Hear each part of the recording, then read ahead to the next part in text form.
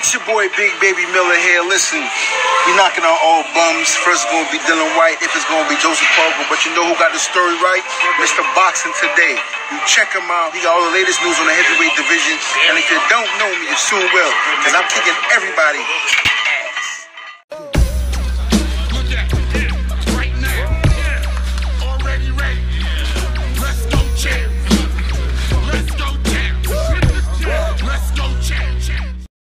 Heavyweight boxing fans, what's the deal? So I'm back with this little series that I'm doing, going to each decade, man, and I'm just picking out different weapons that some of these heavyweights were using.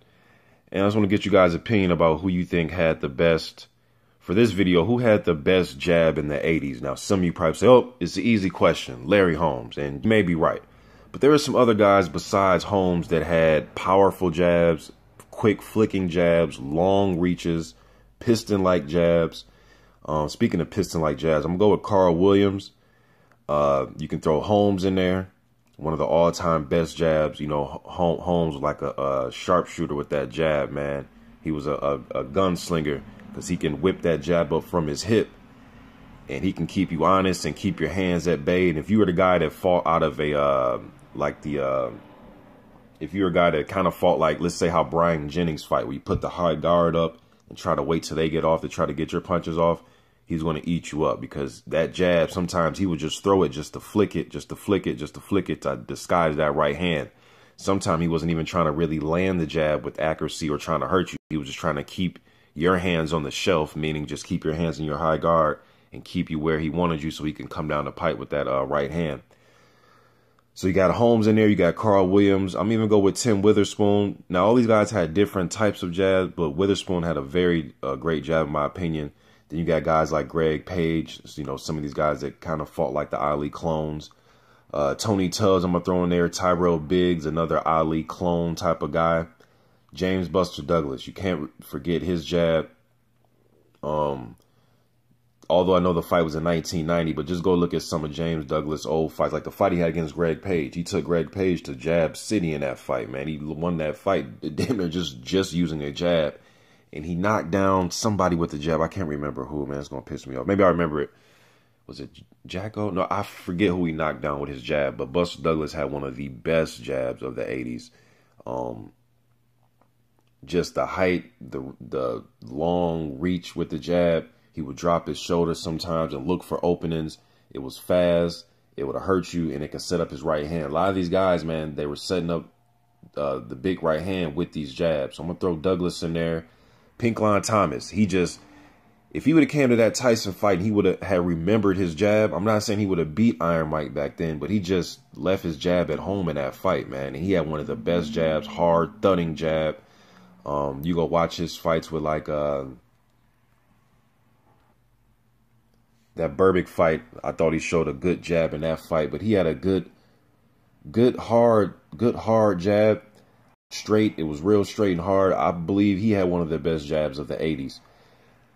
If I had to pick who I believe had the best jab, you'd probably throw, did I say Tony Tubbs? I think I mentioned Tubbs. Tubbs had a pretty good jab, dude. Michael Dokes had very fast hands and a good jab also.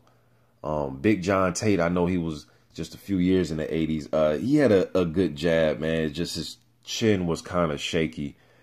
That's early 80s though, but if I had to go with the best jab of the 80s, and you could throw Mike Tyson in there too, man, because when Mike was at his best, not only when he was bobbing and weaving and using footwork and angles, but when he was jabbing also. Rooney, even he was with Cuss, they would preach the jab, set things off the jab. Bob, weave, jab, come in. Bob, weave, jab, come in. Mike had a powerful jab.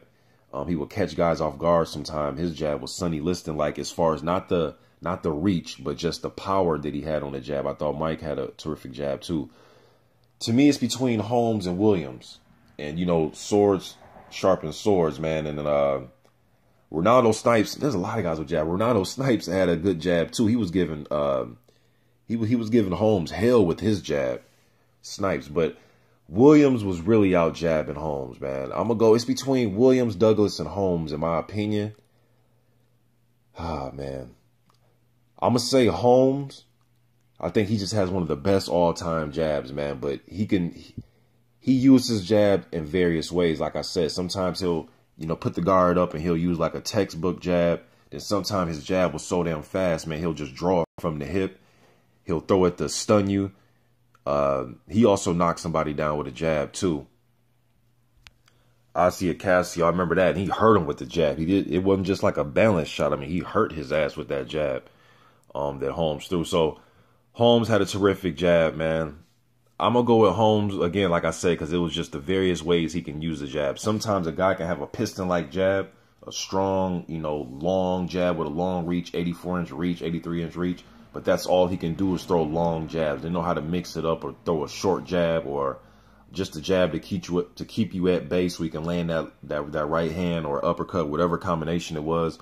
Holmes literally could win rounds just off jabs. Not to say these other guys couldn't, but Holmes can do it at a very high level, and he was able to do it against guys that also had good jabs and tested him. Even though some of those fights I thought he was being out jabbed just by the action. But I'm going to go with Larry Holmes in this one. You guys let me know what you think. Who had the best jab? And I believe it was Holmes, but I wouldn't just say by far it was the best jab. Then Holmes had the longevity with his jab too. But just the 80s, I'm going to go with Larry Holmes with the best jab of the decade. You guys let me know what you think. I'm out.